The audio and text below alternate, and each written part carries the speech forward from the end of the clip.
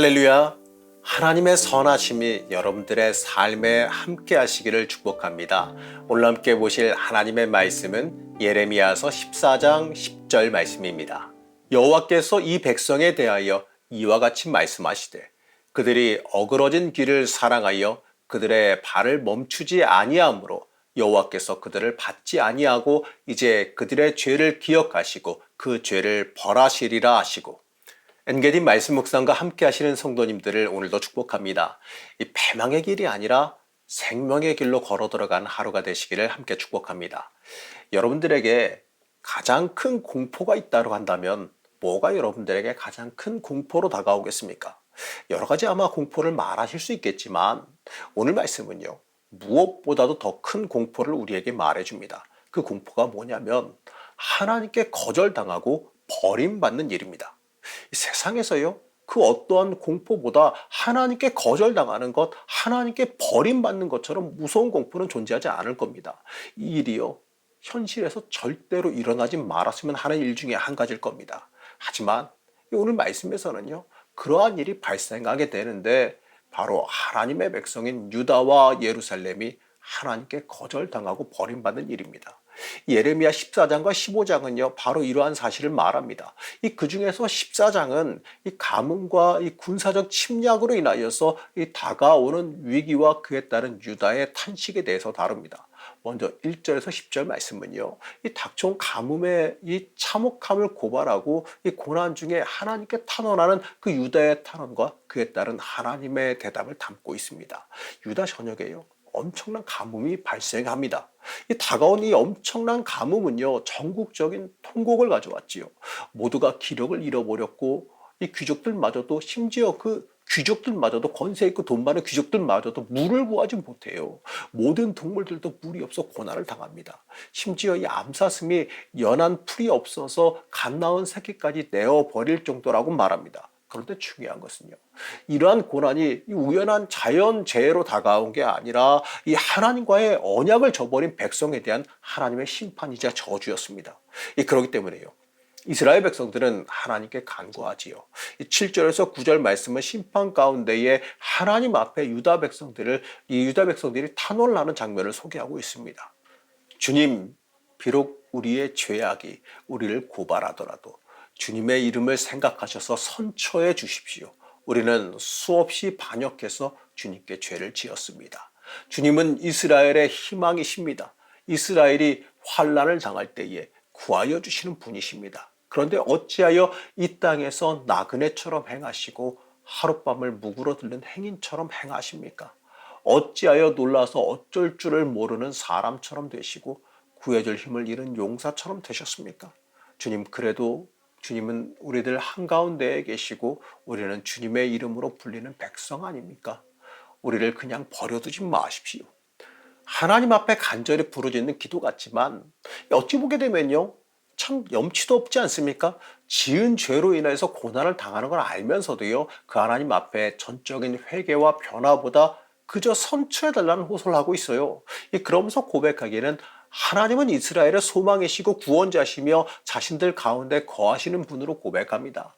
이 말은요, 지금까지 그렇게 생각해 왔다는 거예요. 자신들이 어떠한 죄를 범할지라도 이 자신들은 선택된 민족이기 때문에 하나님께서 소망과 구원자 되시며 함께 하실 것이다 라고 생각해 온 겁니다. 그러나 현실을 보니까 하나님이 마치 거류자와 나그네 같이 느껴진다는 거예요. 이게 핵심입니다.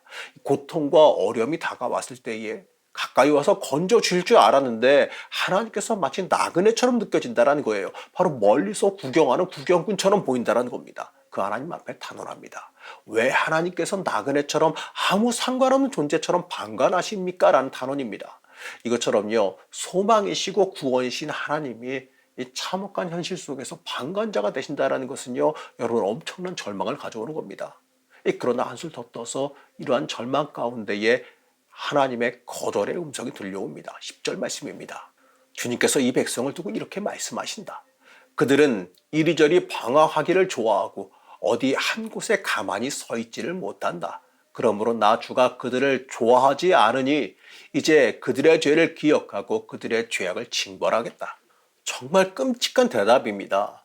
이 세상에서 가장 무서운 절망은요, 하나님께서 거절하시는 거예요. 이 참혹한 가뭄 속에 하나님께 도움을 구하지만 거부하시지요. 15장 1절에서 이 모세와 사무엘이 중재할지라도 마음을 돌이킬 수 없다라고까지 말씀하십니다. 심지어 11절에서는요. 예레미야에게 중보의 청원도 하지 말라라고 명령하시지요. 그리고 하나님은 심지어 유다와 예루살렘의 종교적 제의까지도 거부하십니다. 만약 우리가 드리는 예배가, 우리가 드리는 찬양이, 우리가 드리는 기도가 하나님으로부터 안 받아, 그거 필요 없어, 이렇게 거절당한다면요, 여러분 그거 얼마나 비참하겠습니까? 하나님은 우리의 소망이자 구원이시기 때문에 그분께서 거절해 주신다는 것, 거절하신다는 것은요, 파멸과 죽음을 뜻하는 겁니다. 이처럼 하나님께 거절당하는 것, 하나님과 멀어지는 것은요, 우리가 감당할 수 없는 엄청난 어려움과 고난을 가져온다는 사실을 잊지 말아야 됩니다. 우리의 모든 생명은요, 하나님께 전적으로 달려있다는 그 사실을요, 마음 깊이 새겨야 됩니다. 하나님은 이리저리 방황하고 한 곳에 가만히 있지 못하면 싫어하신다고 말씀하시지요. 하나님 앞에서 중심 잡고 있지 못하고 세상 물결 따라 이리저리 흔들리는 모습, 세상 물결 따라 나한테 이득이 된다 싶으면 이 우상한테 갔다가 저 우상한테 갔다가, 이러한 모습, 하나님 전적으로 의지하지 못하고 세상 권세를 따라 정치적으로 해결하려던 이스라엘의 그 모습, 이 나라에 붙었다 저 나라에 붙었다가 이러한 모습, 하나님을 의지하는 이 모습을 갖다가, 하나님을 의지하지 않는 이 모습을 갖다가 하나님을 싫어하신다라고 말씀하십니다. 우리도요, 하나님을 전적으로 의지하지 않고 세상 권세를 따라가거나 세상을 의지하는 삶을 살아간다면 우리는 결국 하나님께서 싫어하시는 인생이 되어져 버릴 겁니다. 그렇기 때문에 우리는 이러한 처지에 이르지 않도록 항상 깨어 기도해야 됩니다. 항상 하나님 앞에서 살아가도록, 하나님 중심의 삶을 살도록 애써야 됩니다. 11절에서 16절 말씀은요, 여호와의 명령과 예레미야의 탄원, 그리고 그에 따른 대답을 통해서 거부와 심판을 더 구체적으로 다루면서 더 큰 절망을 가져오게 됩니다. 여호와는 우선 선지자의 중재를 금지시키시지요. 유다의 종교적인 제의도 거부하고 칼과 기근과 연병을 통해서 멸망을 선언합니다. 이 언약의 하나님이 이제는 유다를 파멸시키는 공격자가 되고 계십니다. 그러면서요, 이 거짓된 평강을, 거짓된 회복을 외친 선지자들에 대해서 이 참혹한 심판을 당하게 될 것이다라고 말씀하십니다. 우리는 듣고 싶은 말만 듣기를 원해서는 안 돼요. 항상 축복의 소리, 항상 위로와 평안의 소리만을 구해서는 안 됩니다. 이 회개와 징계의 이 경고 없이는요, 그거 없는 그 평안은요, 하나님의 뜻과 관계없는 소리에 불과한 거예요. 하나님 품 안에 온전하게 있을 때에만 평강이 있겠지만, 하나님 품 안에 온전하게 있을 때는 당연히 평강이 있겠지만, 그러지 않을 때 우리의 죄악으로 인하여서요, 우리는 패망하게 된다는 그 사실을 잊지 말아야 됩니다. 듣기 싫은 말일지라도 우리를 하나님 앞에 바르게 서게 하는 소리가 우리가 구해야 되는 소리고 우리가 들어야 되는 소리입니다. 내가 듣고 싶은 소리가 아니라 하나님께서 말씀하시는 말씀을 들어야죠. 하나님을 떠난 사람, 하나님과 멀어진 사람에게는 평강이 없습니다. 그렇기 때문에 우리는 우리를 위로하는 소리에 집중할 것이 아니라 우리를 하나님 앞에 바르게 인도하는 말씀에 집중해야 됩니다. 여러분 잊지 마십시오. 교회에서 듣는 설교, 여러분 듣기 좋은 소리 하라고, 여러분 듣기에 편안한 소리, 듣기에 안심되는 소리, 여러분들을 축복하는 소리, 이것만을 원해서 안 돼요. 여러분이 들어야 되는 소리는요, 여러분들을 기분 좋게 만드는 소리가 아니라, 안심하게 하는 소리가 아니라 하나님 앞에 바르게 인도하는 말씀을 들어야 되는 겁니다. 그게 바로 말씀입니다. 여러분, 그게 우리의 살 길이에요.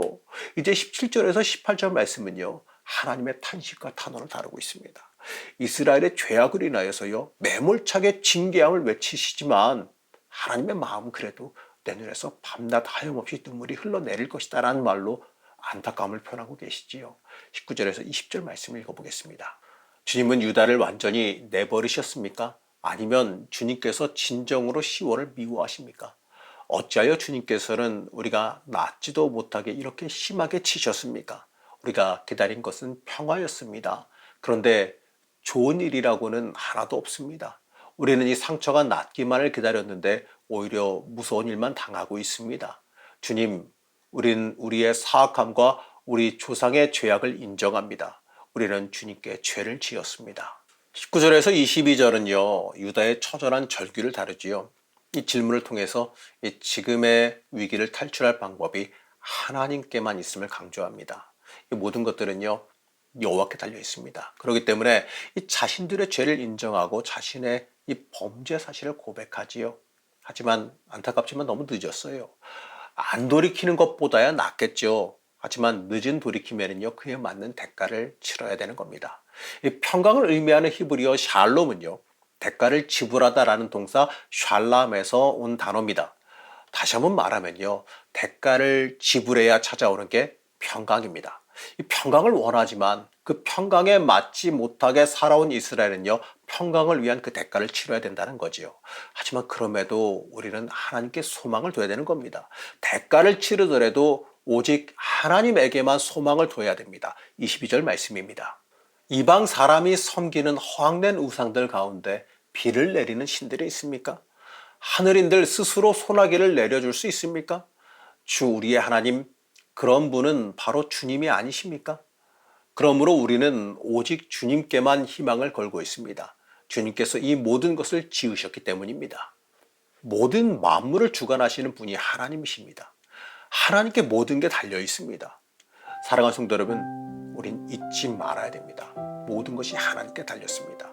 그렇기 때문에 우리는 하나님께 집중적으로 매달릴 수 있어야 됩니다. 하나님 앞으로 가까이 나아가야 됩니다. 그것이 우리의 삶의 살 길이란 그 사실을 잊지 말아야 됩니다. 오늘 하루도 하나님께 더 가까이 가기 위해서 주의 음성 듣기 위해서 갈망하시기 바랍니다. 주와 동행하면요, 주님 뜻대로 내가 따라가는 것을 의미하는 겁니다. 오늘도 순종으로 하나님께 더 가까이 나아가는 하루가 되시기를 제가 간절히 축복합니다. 우리를 여전히 사랑하신 하나님, 여전히 참으시고 사랑해 주시는 하나님의 은혜와 사랑에 다시 한번 감사드립니다. 내 인생이 하나님께 전적으로 달려있음을 다시 한번 고백합니다. 하나님께서 거절하시는 공포가 우리의 인생에 임하지 않게 허락하여 주시옵소서. 하나님께 온전히 돌이키며 하나님께 살 길을 구하는 주의 자녀가 되기를 원합니다. 우리를 붙잡아 주시고 변화시켜 주시어서 하나님의 사람으로 온전히 합당하게 서게 허락하여 주시옵소서. 오늘 하루도 하나님의 사람으로 순종하며 나아가기를 원하오며 거룩하신 예수님의 이름으로 간절히 기도드렸습니다. 아멘.